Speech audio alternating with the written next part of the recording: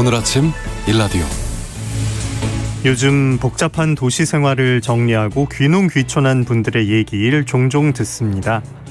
새로운 아이디어와 신기술을 접목해 큰 수확을 올리는 분들도 있고, 자연과 함께하면서 건강을 찾고 행복도 몇 배가 됐다는 분들도 많습니다. 그래서 최근에 지자체에선 농촌 체험 기회를 제공하는 농촌에서 살아보기 프로그램도 운영하고 있고요. 귀농 귀촌인을 위한 기초 영농 기술 교육도 진행하고 있죠. 그리고 오늘부터 진행되는 K-팜 귀농 귀촌 박람회에서도 많은 정보를 얻으실 수 있을 것 같습니다. 농림축산식품부가 후원하는 행사로 농업테크, 스마트 농업, 농업 투자 아이템 등을 비롯해 새로운 미래 농업 비전을 경험하실 수 있다고 하네요. 준비 없는 성공은 쉽지 않습니다. 귀농귀촌을 위해 무엇보다 현지에 적응하기 위한 노력, 그리고 정확한 정보가 꼭 필요한데요. 꼼꼼하게 준비하시기 바랍니다. 그런데 귀농귀촌 후에 주변 환경이 달라진다면 큰 낭패를 겪을 수 있는데요. 이럴 때 어떻게 대처해야 할까요? 관련 소식은 잠시 후 우리 동네 박벼농사 시간에 자세히 살펴보겠습니다.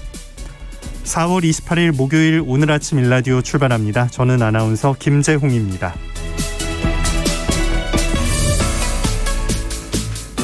오늘 아침 일라디오 여러분과 함께 만들어가는 시간입니다. 유튜브에서 KBS 일라디오 공식 채널을 검색하시면 채팅창에 참여하실 수 있고요. 생방송을 보고 들으면서 함께 하실 수 있습니다. 자, 목요일 새농퀴 마지막 힌트가 나가는 날이죠. 잘 들어보시고요. 정답 보내주시면 됩니다. 단문 50원, 장문 100원 드는 유료 문자 샵 9730으로 기다리고 있습니다. 퀴즈 정답 맞춰주신 분들 가운데 20분 추첨해서 선물 드리는데요. 농촌진흥청에서 제공하는 웰빙 혼합 잡곡 세트, 모바일 커피 쿠폰 등 풍성한 선물 드리겠습니다. 자, 이번 주 새농퀴 마지막 힌트 지금 나갑니다.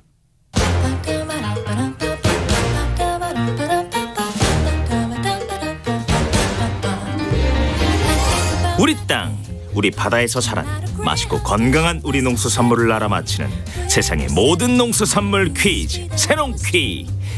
안녕하세요. 퀴즈 내는 성우 송기원입니다. 입맛을 잃기 쉬운 봄, 이것을 넣어 만든 별미 중에 별미 추천해드리고 싶네요. 이것과 함께 콩나물과 미나리를 푸짐하게 넣어 찜으로 만들어 먹어도 좋고요. 해물찜에도 이것이 들어가면 향이 더 풍성해지죠. 국이나 된장찌개에 몇 개만 넣어줘도 맛이 확 살아납니다. 물론 아무 조리 없이 회로 즐기셔도 바다향이 가득하고요. 이것의 이름, 세 글자 중에 두 글자가 이 노래 속에 있는데요. 자기는 참치국찜을 좋아한다고 이게 무슨 헛소린가 싶어 난 청송국찰떡이 좋다고 했지. 시덥잖은 농담 속에서 찹쌀 촌찹쌀 같이 나눠져 있던 마음이 쿵더더덕 덩기더더덕 녹아버렸어. 물에서 나는 더덕이라는 이름을 가진 이것은 지금이 제철입니다. 씹으면 톡 하고 터지는 봄철 건강식인 이것, 영양도 만점인데요. 불포화 지방산이 들어있어 동맥경화, 고혈압, 뇌출혈 예방에 효과가 있고 항암작용, 노화 억제 등에도 효과가 크다고 하네요. 이뿐만이 아니죠. 열량이 낮아 다이어트에도 아주 효과적이라고 하니까 이 봄이 가기 전에 콩나물 팍팍 넣은 이것찜 푸짐하게 가족들과 친구들과 나누시면 좋겠네요. 이 해산물의 이름은 무엇일까요? 초성 힌트 나갑니다. 미음, 디귿, 티귿. 자, 정답 아시는 분들은 단문 50원, 장문 100원이 드는 유료 문자 샵 9730으로 보내주세요. 20분께 행운의 선물 드리겠습니다. 쿵더더덕 덩기더더덕 녹아버렸어. 쿵더더덕 덩기더더덕 녹아버렸어. 유익한 정보와 살아있는 이야기가 있습니다. KBS 오늘 아침 일라디오. 농수산 뉴스, 농민신문 류수연 기자와 함께합니다. 안녕하십니까? 네, 안녕하십니까? 네, 농촌 태양광 얘기 오늘 좀 해보죠. 최근에 국제유가가 고공행진 중인데 농촌형 태양광 발전에 대한 관심이 다시 고조되고 있습니다. 요즘 상황은 어떤가요? 네, 전력거래소에 따르면 22일 현재 육지 태양광 에너지 가격 S&P는 1kW당 203원입니다. 지난해 이맘때 70원에서 80원 사이였던 걸 감안하면 3배 가까이 오른 셈입니다. 이렇게 태양광 에너지 가격이 오른 건 국제유가 상승의 영향으로 풀이가 됩니다. S&P는 전기를 발전할 때 들어가는 비용에 따라서 결정이 되는데요. 올 들어 국제유가가 큰 폭으로 뛰어오르면서 S&P도 상승세를 지속하고 있습니다. S&P가 상승하면서 농촌형 태양광 발전 시설을 가진 농가들의 수익도 좋아졌습니다. 100kW 발전 시설을 가진 경우 지난 22일 가격 기준으로 하루 23,300원, 한 달이면 60여만 원의 수입이 나옵니다. 게다가 최근 국제유가가 급등세를 보이면서 S&P가 더 오를 거라는 예상이 나오면서 또 태양광 발전에 대한 관심도 부쩍 높아졌습니다. 400kW 규모의 농촌형 태양광 발전 시설을 가진 전남 영안의 한 농가는 지난해까지만 해도 설치비 대출을 감당하지 못할 정도로 S&P가 낮아서 시설을 팔아버린 사람들도 많았다. 하지만 올 들어 S&P가 올라서 수익이 좋아지니까 주변에서 이거저거 물어보면서 관심을 보이는 사람들이 많이 늘었다고 말을 했습니다. 네, 추가 수익을 얻을 수 있다면 진짜 관심이 생기는 게 당연한 건데 이미 농촌에는 태양광 발전 시설이 좀 많이 세워졌잖아요. 이게 괜찮을까요? 어떻습니까? 농촌형 태양광 발전 말씀하신 대로 과열 조짐을 보이고 있습니다. 발전시설 설치 사기 피해에 대한 우려도 고조되고 있습니다. 일부 설비업자들이 태양광 발전 수익을 또 이렇게 부풀리거나 허가를 받지 않은 상태로 시설 건축을 추진해서 피해를 보는 사례들이 최근 들어 종종 발생하고 있어서인데요. 한국에너지공단에 따르면 태양광 발전 사업을 하려면 발전사업 허가 그리고 개발행위 허가를 받아야 합니다. 그런데 일부 업체들이 개발행위 허가만 받지 않은 채 발전사업 허가증을 제시하면서 허가를 다 받았다. 이런 식으로 속이는 행위들이 나타나고 있습니다. 또 해당 지역 전력망에 여유가 없어서 시설을 해도 전기를 보낼 수가 없습니다. 그런데도 확인하지 않고 사업을 추진하는 사례도 있어서 자칫하면 낭패를 볼 수 있습니다. 아유, 이게 또 잘 모르는 분야고 확인할 점도 많아서 사기당하기 쉽겠는데 어떤 유형들의 사례가 있는지 좀 들어봐야겠네요.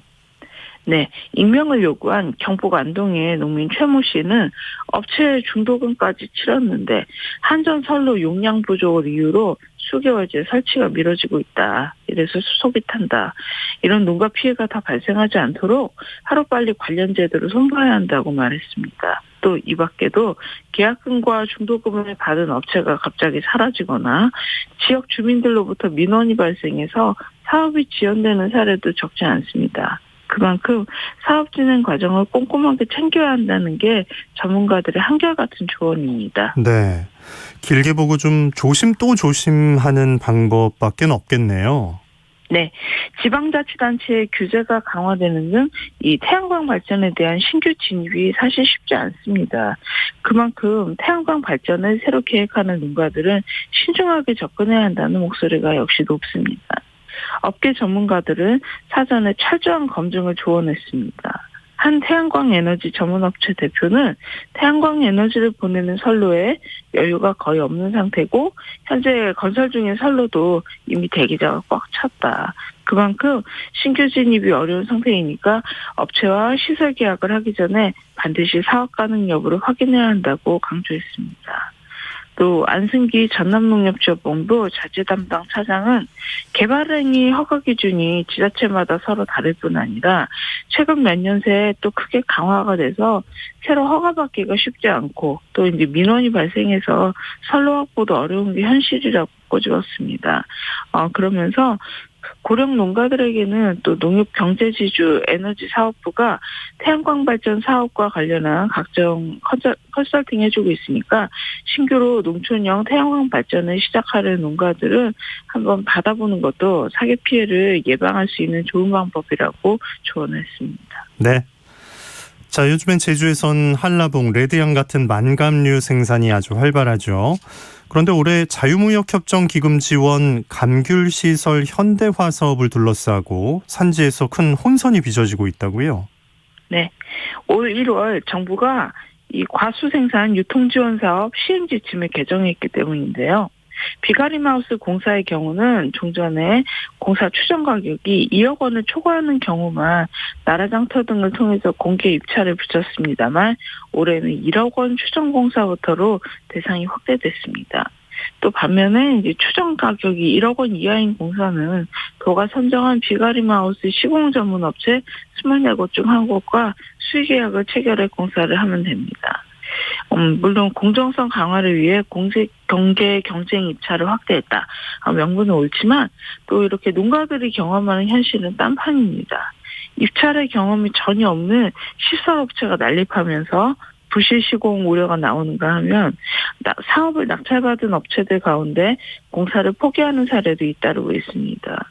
결국 이 공사가 하염없이 미뤄져서 농민들은 올 농사에 큰 차질을 빚고 있습니다. 아이고, 이게 제주 지역 어느 한 곳의 얘기인데 대상 농가 숫자가 많다고요?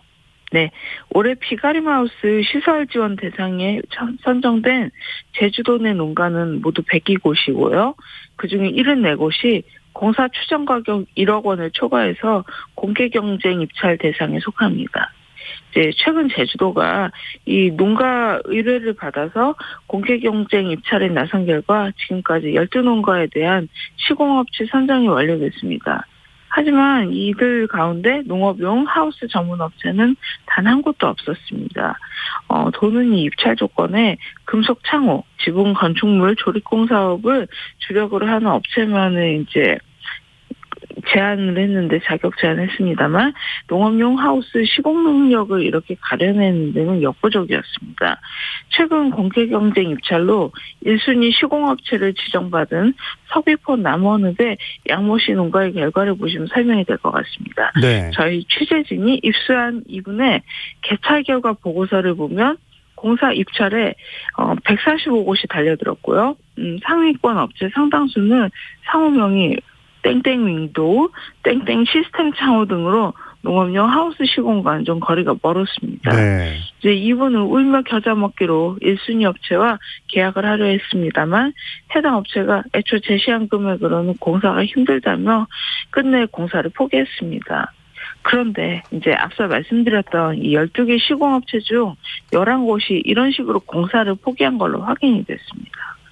농민들은 원하는 시공업체를 못 정한 건 물론이고요. 또 규정에 따라 후순위 업체와 일일이 시공 여부를 타진해야 하는 상황입니다.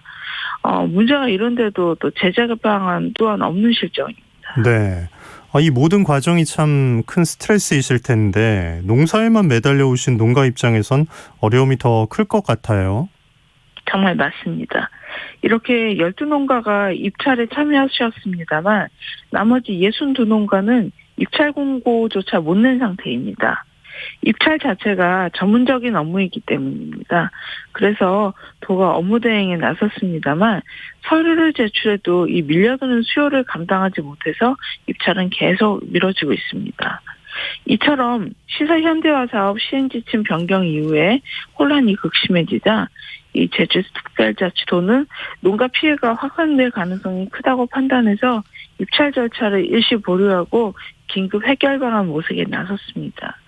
이 제주도 강규유진흥과 관계자는 새 지침이 적용되는 첫 해라서 입찰 참여 업체 난립 등의 부작용을 미처 예상하지 못한 게 사실이다. 그러면서 공개 경쟁 입찰 도입 지침을 유연하게 적용하고 현재까지 파악된 문제점을 보완하도록 농식품부와 협의할 계획이라고 밝혔습니다. 네. 농수산뉴스 농민신문 류수연 기자였습니다. 고맙습니다. 네, 감사합니다.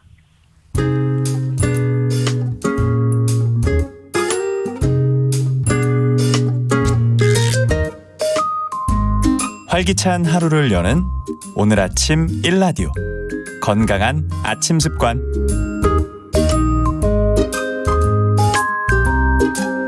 안녕하세요. 오늘 아침 힐링타임. 저는 필라테스 하는 방송인 양정원입니다. 오늘은 어깨를 한번 활짝 펴볼까요? 오늘 해볼 동작은 팔 돌리기입니다. 가능하신 분들은 되도록 양팔을, 여의치 않은 분들은 한 팔만 옆으로 뻗어주세요. 팔을 작은 원을 그린다는 생각으로 천천히 돌려주다가 큰 원을 만드는 느낌으로 점점 넓혀줍니다. 한번 해볼까요? 하나, 둘, 셋, 넷, 다섯, 여섯, 일곱, 여덟, 아홉, 열. 10초 동안 돌린 후 반대 방향으로 발을 돌려주세요.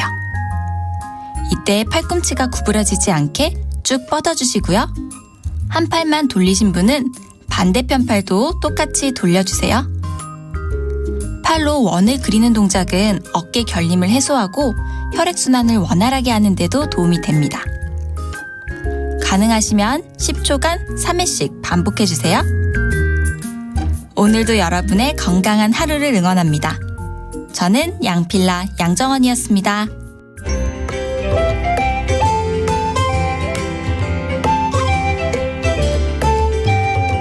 상쾌한 하루의 시작.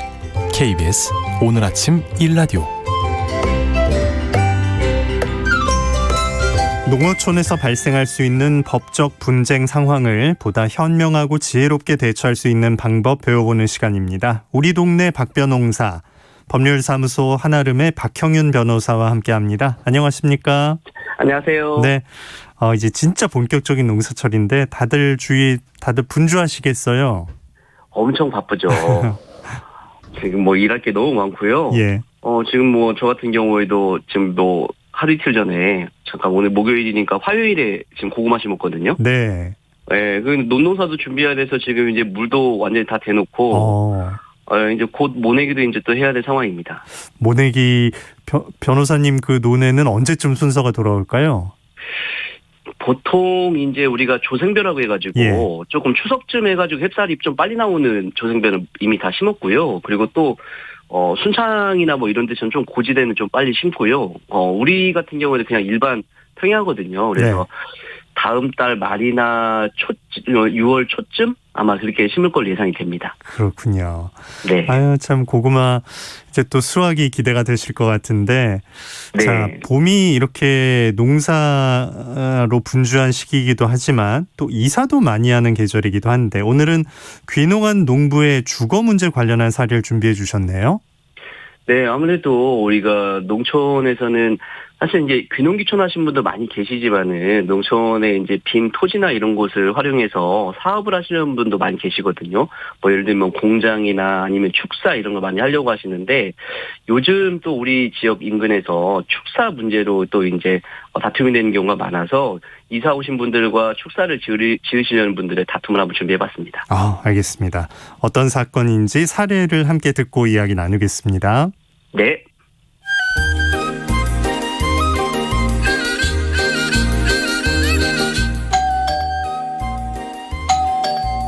어이 철봉이 있는가?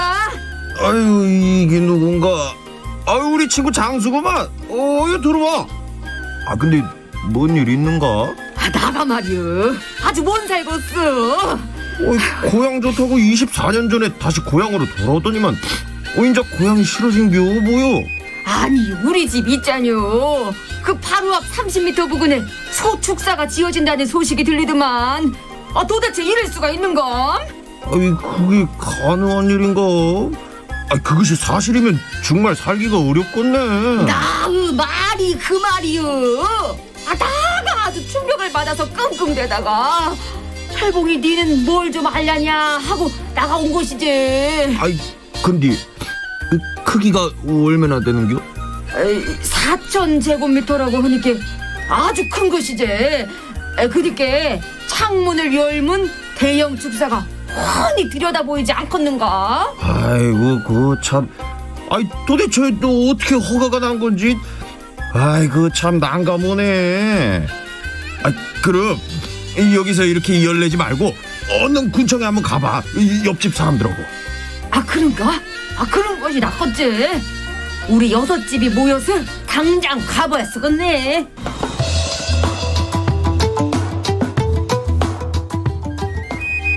아이고 계장님 이게 말이 되는가요? 도대체 창문 앞에 축사가 웬 말이에요? 말 좀 해보세요. 여기 가축 사육 제한 조례를 보시면요, 이 주민등록이 돼 있는 주택 5가구 이상이 반경 300m 안에 있을 경우 축사를 지을 수 없다고 돼 있네요. 저희는 6가구인데요. 아이, 그런데 근처에 있는 6채 중 3채는 주민등록상 거주자가 없어 적법하게 허가를 한 것이라 저희도 어쩔 도리가 없네요. 아이, 도움이 못 돼서 죄송하네요. 아이고, 나가 못 산다. 고향이 나를 버리는구만. 고향 땅에 집 짓고 농사를 하는 집이 이웃 모두 6집인데. 아유, 냄새 나고 주변 환경이 오염되불고 밤낮으로 소울음소리 나는 것이 문제지. 어미 주민등록이 됐냐 안 됐냐 이것만 따지면 지가 섭하죠. 계장님도 소축사 앞에서 한번 살아보셔요. 이게 말이 되나요? 아니야 안 되겠네. 나가 가만 못 있지. 법대로 해. 네, 우리 우철봉 씨의 친구 장수 씨가 아주 난처한 상황에 처했습니다. 잘 살고 있는 건데 이제 고향이 나를 버린다 이런 말까지 나오는데 네. 이 가구 수가 적다고 해서 이렇게 정말 지어지게 이제 계획이 된 거잖아요. 이 축사 그렇죠. 허가를 취소시킬 수가 있을까요? 네, 취소시킬 수가 있고요. 우리가 이제 취소시키려고 하면 3가지 방법이 있거든요. 네. 뭐, 한 가지 방법은 그 허가를 내준 행정청에서 직접 직권으로 이제 취소하는 방법이 하나가 있고요. 하나는 이제 행정심판, 또 하나는 행정소송이라는 방법이 있는데, 이때 이제 좀 문제되는 부분이 하나 있는 것 같아요. 왜냐면 지금 행정청과 그 축사를 허가받은 사람은 다른 사람이거든요. 네. 장수 씨는 허가 업무에서는 뭐 관련성이 없는 제3자이기 때문에 과연 제3자도 허가를 취소를 구할 수 있을까? 그게 이제 문제가 되는데 지금 우리 현행 뭐 법령이나 법리상으로는 제3자라고 하더라도 본인이 이제 아까 막 축사 막 어떻게 보면 소음, 뭐 어떻게 보면 뭐 악취 막 이런 것 때문에 피해를 받으시는 분이거든요. 네. 그런 뭐 생활상의 피해를 보시는 분들은 제3자들에도 취소를 구할 수 있는 권리가 있다. 이렇게 인정하고 있기 때문에 충분히 이제 취소를 구할 수 있을 것 같습니다. 네. 잘 살고 있었는데 나는. 근데 이게 새로운 축사가 들어온다고 하니까 그러면 이 장수 씨 경우는 직접 이제 어떤 내가 그 상황을 해결하기 위한 조치에 나서야 되는 건가요? 직접 나서야 되고요. 예. 이게 이제 당연히 이제 도시에서도 우리가 뭐 집을 지을 때 굉장히 큰 소음이 난다든지 아니면은 차량의 소통이 많아져가지고 위험해진다든지 먼지가 많이 난다든지 하는 경우처럼 그런 문제가 발생하면 그런 걸 방지도 시킬 수가 있고 또 그런 것 때문에 정말 큰 피해가 난다면 공사도 뭐 중단시킬 수 있고 막 그러거든요. 여기서도 장수 씨 같은 경우에는 이미 조례에서 제한하고 있는 거리 범위 안에 거주를 하고 있단 말이에요. 네. 근데 단지 이제 주민등록이 안 돼 있다는 이유 때문에 그러는데 그거는 이제 뭐 나름의 이제 객관적인 기준을 만들려고 한 거고 실제로 피해를 보느냐 안 보느냐가 중요하기 때문에 장수 씨가 나서 가지고 너무 한 30m 가까이 있는데 이게 냄새도 굉장히 큰 영향을 미치고 또 이제 소들의 울음소리, 그다음에 또 거기서 이제 기계 같은 걸 활용할 때 또 큰 소음들이 문제가 되니까 직접 나서서 소송이나 행정심판을 하시면 될 것 같고요. 근데 첫 번째로는 방금 계장님을 찾아갔는데 계장님께서 대처하는 게 조금 잘못되지 않았나 싶은 생각이 듭니다. 네. 실제로는 허가 상황에서 우리가 이제 주민등록상의 편의적인 어떻게 보면 허가 기준을 판단할 때 편의적으로 현장 상황을 뭐 현장 출장이나 이런 걸로 실제 거주한 여부를 확인하지 않고 그냥 단순하게 주민등록 여부만 확인했기 때문에요.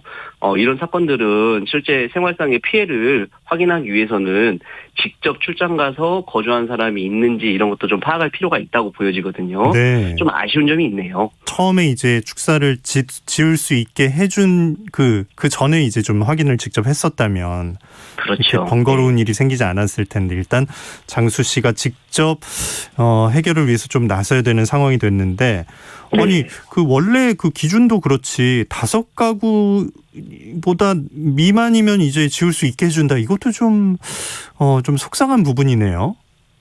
네. 우리가 공익적인 부분하고 그 어떻게 보면 개인적인 뭐 피해 부분하고 조금 구분을 해서 우리가 형량을 한다고 그러거든요. 네. 어느 쪽의 이익이 더 큰지를 본다는 건데 실제로 이제 이런 축사나 공장과 같은 것들이 우리가 그냥 일반적인 그런 뭐 소음이나 악취 이것만 난다고 생각하시는데 건강상으로도 굉장히 큰 영향을 미칠 수가 있어서 사실은 그냥 5가구라는 기준이 무슨 의미인가 싶기도 하지만은요. 사실 이제 그렇게 5가구라는 기준을 정하는 거는 그 지역 상황을 보는 거거든요. 네. 또 2주 대책을 세워줄 수도 있고 그러기 때문에. 예. 네, 단지 조금 이게 실제 우리가 농촌에서 불편한 이유는 뭐냐면 주민등록상 거주지라는 거는 사실 이제 전입신고만 하면 되는 문제인데 막상 전입신고만 하고 거기 안 사는 분들도 많거든요. 반대로 전입신고는 안 했지만 실제 거기 거주하신 분들 굉장히 그렇죠. 많거든요. 근데 우리가 이런 환경상의 피해는 실제 거기에 살고 있느냐 안 살고 있느냐가 중요한 건데 너무나 단순하게 형식적인 기준만 갖고 판단하다 보니까 이런 다툼이 많이 생기는 것 같습니다. 네. 공사가 시작됐느냐 아직 시작 전이냐 이것도 좀 많이 달라질 것 같은데 어떨까요? 실제 법에서 굉장히 중요하게 생각하는 게 공사가 완료가 됐다고 하면 이걸 취소하게 되면 사회적 비용이 굉장히 많이 손실이 되잖아요. 네, 그렇기 때문에 공사가 얼마큼 진행됐느냐도 굉장히 중요한데요. 그렇기 때문에 요새 그 농촌에서도 공사가 시작되기 전에 이런 정보를 알게 되면 농민들께서도 굉장히 발빠르게 대응을 하시고요. 네. 만약에 이제 공사가 진행이 되고 있다고 하면 그냥 두시면 안 되고 공사를 중단을 시켜야 나중에 소송에서도 우리가 공익과 그 제3자의 피해를 판단할 때 유리하게 판단을 받을 수가 있습니다. 그래서 공사를 중단을 시켜야 되는데 이때 이제 공사중지가처분 신청이라는 거를 할 수가 있어요. 그런 부분들을 또 소송으로 제기를 해야 되기 때문에 참고를 하시면 좋을 것 같습니다. 네. 공사중지 가처분 신청. 이게 뭐 이런 일이 나한테 일어날까 싶지만 실제 어느 정도로 발생하는 일입니까? 이게 그냥 같은 지역 주민들 사이에서만 벌어진 일은 아니거든요. 실제 우리가 어떤 뭐 상수원이나 이런 문제가 발생하기도 해요. 상수원이 있는데 어느 한 지자체에서는 여기를 우리 주민들이 먹는 상수원으로 쓰고 있고 반대로 바로 옆에 붙어 있는 지자체에서는 이게 너무나 환경도 주변 경관이 너무 예쁘고 하니까 거기에서 뭐 어떻게 보면 레저 활동 같은 걸 할 수 있도록 허가를 내주려고 하고 해서 막 문제가 되는 경우도 있고 상수원이 아닌 지역에서는 또 근처에다가 축사를 내주려고 해서 또 문제가 되는 경우도 있고 이런 것처럼 굉장히 지역에서는 뭐 소득 증대나 뭐 지역 발전을 위해서 축사나 공장 유치에 적극적인 경우들이 많거든요. 그래서 농민들하고 뭐 귀농귀촌인들하고 이런 축사나 공장을 운영하려는 분들하고 충돌이 굉장히 많습니다. 이익이 부딪히는 거군요. 예. 네네네. 아까 말씀하신 그 공사중지 가처분 신청은 행정기관 쪽에 내는 겁니까? 아니면 법원에 가야 되는 건가요? 네, 법원에다가 소송을 제기를 해야 됩니다. 소송을 통해서 알겠습니다. 네네. 근데 요즘 같은 경우에는 조금 그 행정청에서도 문제가 좀 심각하게 발생하는 경우에 직권으로 공사중지 명령을 내리기도 하거든요. 네. 근데 그거는 쉬운 문제가 아니기 때문에 직접적으로 법원에 하시는 게 좀 더 효율적이고 신속하게 이루어질 수 있습니다. 그렇게 해준다면 훨씬 더 편해지는 거지만 법원까지 가는 각오도 해야겠네요. 직접 상담하신 사례에서 오늘 나온 얘기겠죠? 과거에 실제로 이게 판결로 우리 지역에서도 있었거든요. 판결, 예. 염전 근처에다가 축사 허가를 내준다는 거예요. 염전을 운영하고 있는 분한테는 너무나 큰 악영향을 미치게 되는 거잖아요. 네. 근데 그때 이제 조례가 500m 이내에 뭐 거주하거나 뭐 그런 염전과 같은 시설이 있는 경우가 설치를 할 수 없도록 조례를 정하고 있었거든요. 근데 그 염전이 500m 밖에 있기는 했어요. 근데 영향을 500m라는 거리 때문에 안 미친다고 볼 수는 없거든요. 이때는 사실은. 또 거리로 문제가 됐었군요. 예. 네, 그래서 거리 바뀌니까 괜찮다, 허가를 내줘야 된다 이렇게 또 주장이 됐던 거죠. 근데 법원에서는 500m 밖이라고 하더라도 어떤 그런 염전의 운영이라든지 또 염전을 운영하고 있는 사람의 생활 환경이라든지 이런 게 굉장히 큰 피해가 미칠 수 있다고 해가지고 당연히 이제 소송을 제기하시는 권리도 인정해 주셨고요. 또 그 천인역을 이렇게 생산하는 곳에 또 그걸로 생계를 유지하고 계신 분들한테 축사 때문에 운영이 안 된다고 해서 또 인정을 해서 다 취소했던 사례가 있었습니다. 허가를. 이게 참 다행이긴 한데 축사를 지으려고 했던 사람은 또 좀 억울한 면이 있겠어요. 거리도 사실 벗어났긴 했는데. 네네. 근데 이제 투자된 부분이 거의 미미했기 때문에요. 실제로 이제 기대되는 이익만 컸지 투입된 손해는 별로 없어가지고 큰 의미는 없었습니다. 네. 참 살다 보면 이런 일이 진짜 일어납니다. 참 어떻게 대처하는 게 좋은지 끝으로 조언 부탁드릴게요. 일단 행정에서 형식 행정이 아니라 실질 행정을 위해서 직접 출장이나 이런 걸 통해서 확인하는 그런 좀 행정의 묘미를 좀 보여줬으면 좋겠고요. 네. 또 그걸 나아가서 이렇게 허가사항, 특히 주민들하고 많이 관련된 부분들은 법 규정이 없더라도 행정인들 필요하면 공청회 같은 걸 개최할 수 있으니까 그런 걸 통해서 꼭 의견을 수렴하는 행정 절차를 거치는 게 필요하다고 보여집니다. 네. 우리 동네 박변홍사 박형윤 변호사와 함께했습니다. 고맙습니다. 감사합니다. 자, 날씨 알아봅니다. 오늘도 일교차 큰 봄 날씨가 이어지겠습니다. 전국이 대체로 맑다가 오후부터는 점차 구름이 많이 끼겠고요. 황사의 영향을 받는 곳이 많겠습니다. 다행히 오후부터는 대기 확산이 원활해지면서 점차 청정한 대기질을 회복하겠습니다. 오늘 아침 일라디오 듣고 계십니다. 지금 시각은 6시 45분입니다.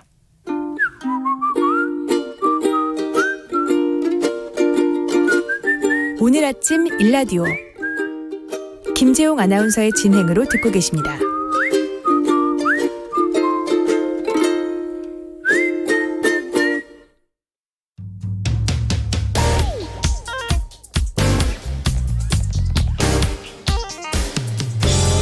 오늘 아침 뉴스 브리핑 정상근 기자와 함께합니다. 안녕하십니까? 네, 안녕하십니까? 네, 검찰 관련 법안이 본회의에 상정됐다고요? 네, 이 더불어민주당이 추진해온 검찰 수사권 기소권 분리 법안이 어제 국회 본회의에 올라갔습니다. 일단 검찰청법 개정안이 먼저 올라갔고요. 이 국민의힘은 해당 법안에 대한 필리버스터를 시작을 했었습니다. 첫 주자로 국민의힘 권성동 원내대표가 나섰고 민주당이 원하는 기만적인 정치공학의 산물이라고 비판했고요. 두 번째로는 민주당 김종민 의원이 나서서 검찰 수사 권력에는 브레이크가 없다라며 통제받아야 한다라고 주장했습니다. 애초 이 민주당과 정의당 등이 의석수를 모아서 필리버스터를 강제 종료하는 방안이 거론됐지만 박병석 국회의장은 회기를 짧게 쪼개는 식으로 대응하고 있습니다. 회기 종료 시점에 맞춰서 필리버스터도 자동으로 종료되는 이 국회법을 활용한 건데요. 4월 임시국회 회기는 이에 따라 오늘 0시를 기해서 종료가 됐고요. 앞으로 내일 모레 이 본회의를 또다시 열고 해당 법안이 통과가 될 것으로 보입니다. 그리고 이날 같은 방식으로 형사소송법 개정안도 상정돼서 5월 3일 통과가 될 것으로 보이고요. 통과 즉시 문재인 대통령이 이를 공포할 것으로 예상이 되고 있습니다. 네. 윤석열 당선인 측은 국민투표를 제안했다고요? 네, 윤석열 대통령 당선인은 어제 오전까지는 이 법안 관련 질문에 당에서 알아서 할 것이다 라며 말을 아꼈는데요. 그런데 오후 들어 이 본회의 개최 가능성이 높아지자 이 장제원 당선인 비서실장이 기자들과 만나서 이 검수한 바 국민투표를 당선인께 건의할 것이다 라는 말을 했습니다. 지방선거 때 국민투표를 하면 큰 비용은 들지 않을 것이다 라고 덧붙이기도 했는데요. 헌법 제72조는 대통령은 필요하다고 인정할 때 외교, 국방, 통일, 그리고 기타 국가 안위에 관한 중요 정책을 국민투표에 붙일 수 있다라고 규정돼 있습니다만 역대 대통령 중 국민투표를 붙였던 대통령은 없었습니다. 민주당은 그 며칠 전 합의한 법안을 뒤집으려 국민투표까지 언급하고 있다라면서 게다가 외교, 국방, 통일 관련 사안도 아니어서 이 투표 대상이 되는지조차 불분명하다라고 반박했고요. 중앙선거관리위원회 역시 이 현행 국민투표법은 재외 국민들을 배제하고 있어서 헌법 불합치 결정이 내려졌고 때문에 시행이 불가능하다라고 밝혔습니다. 네, 검찰 반응은 어떻습니까? 네, 대검찰청은 어제 관련 법안의 위헌 소지가 명백하다라고 주장하면서 본회의에서 가결될 경우에 대비해 헌법재판소 권한쟁의 심판과 효력정지 신청을 검토하고 있다라고 밝혔습니다. 사표를 낸 김호수 검찰총장 대신 박성진 대검찰청 차장검사가 기자간담회를 했는데요. 검찰이 수사를 못하도록 하고 검사의 기소권을 제한하는 것은 내용상 위헌 소지가 있다라고 했고요. 의견 수렴, 공청회 등 충분한 논의 없이 미리 결론을 내려놓고 하루아침에 다수결로 강행 통과시킨 것은 절차상으로도 심각한 위헌 소지가 있다라고 주장했습니다. 네. 이상민 행정안전부 장관 후보자가 친일파 후손의 소송을 대리해서 논란이 됐다고요? 네, 이상민 행정안전부 장관 후보자가 친일파 후손의 땅 환수 소송에서 이 법률 대리인으로 활동했다고 민주당 이해식 의원이 밝혔습니다. 일제강점기 조선 총독부 관영 매체에서 활동하다가 이 중추원 직위까지 받은 친일파 모 인사의 후손들이 국가에 귀속된 파주 땅 3만 5천여 제곱미터를 돌려달라며 제시한 소송이었는데요.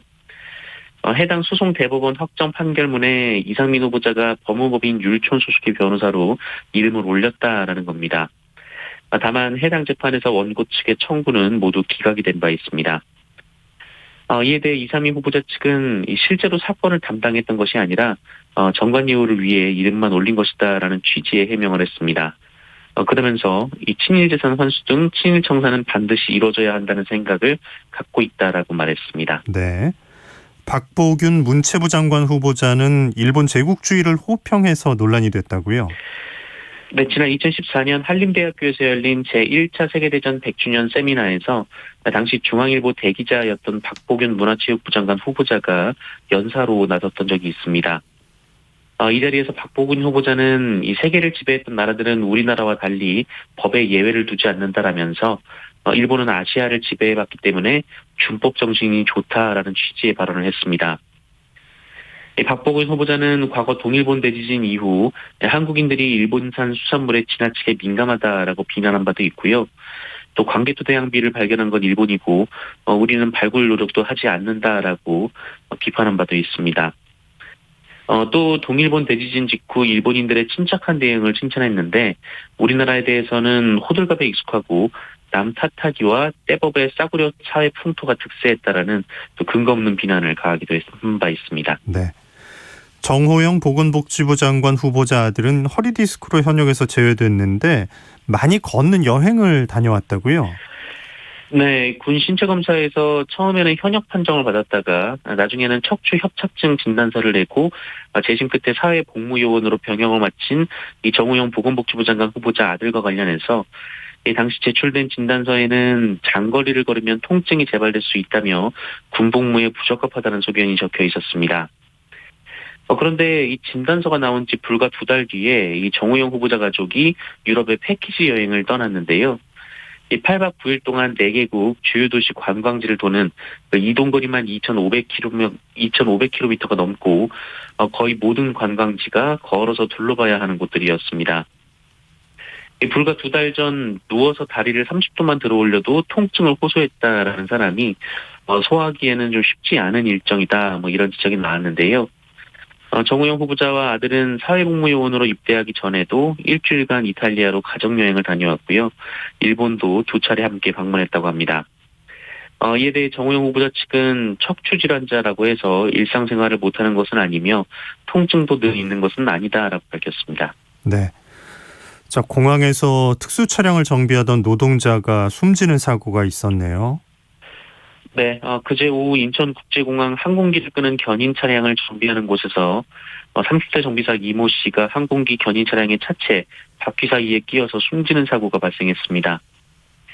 당시 고인은 견인 차량의 뒷바퀴를 한쪽으로 돌려놓은 뒤에 시동을 켜놓고 기름이 새는지 점검하고 있었는데요. 이 고인의 작업 사실을 몰랐던 동료가 에어컨 정비를 위해서 시동을 껐고 그러자 뒷바퀴가 자동으로 원위치되면서 끼인 것으로 알려졌습니다.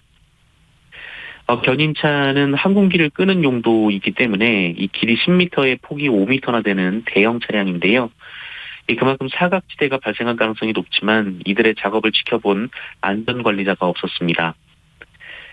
노조 측은 기름 누수를 살피는 작업과 에어컨 정비 작업은 따로 이루어졌어야 하는데 이를 동시에 한 것이 문제다라고 지적했습니다. 특히 최근 항공기 운항 증가로 정비 일감이 늘어나는 추세였는데 이 코로나 사태 때 줄어든 인력이 보완되지 않아서 2인 1조 수칙 등이 지켜지지 않았다라고 주장했습니다. 유족들은 노조원과 함께 사측 면담을 요구했는데요. 이 과정에서 충돌이 빚어지기도 했습니다. 사측인 한국공항 측은 아직 사과 입장을 밝히지 않은 채 경찰과 고용노동부의 조사 상황을 지켜보겠다라는 반응을 보였습니다. 네. 가상자산으로 사기를 벌인 일당이 경찰에 적발됐다고요? 네, 그 NFT라는 이름의 가상자산이 여러 곳에서 거론되고 있는데요. 암호화된 기술이 있어서 복제할 수 없고 누군가의 자산 소유를 명확히 할 수 있는 대체불가 토큰을 NFT라고 합니다. 이 NFT를 거래하는 사이트에서 고양이 캐릭터를 만들어서 이 거래를 했던 사람들이 있는데 2억 7천만 원어치를 팔았다라고 하는데요. 이렇게 팔면서 이 캐릭터로 상품도 만들고 사업도 확장하겠다라고 홍보를 했는데, 하지만 투자자들이 처음으로 이 현금성 자산을 받기로 한 날이 다가오자 이들은 단체 대화방에서 더 이상 일을 진행할 수 없다는 글을 올린 뒤 잠적했습니다. 피해자가 300명 넘게 나왔는데요. 경찰은 사기를 주도한 혐의로 26살 남성을 붙잡아 구속했습니다. 이 피의자는 범죄 수익금으로 대부분 고급 차량과 고가의 시계를 구매한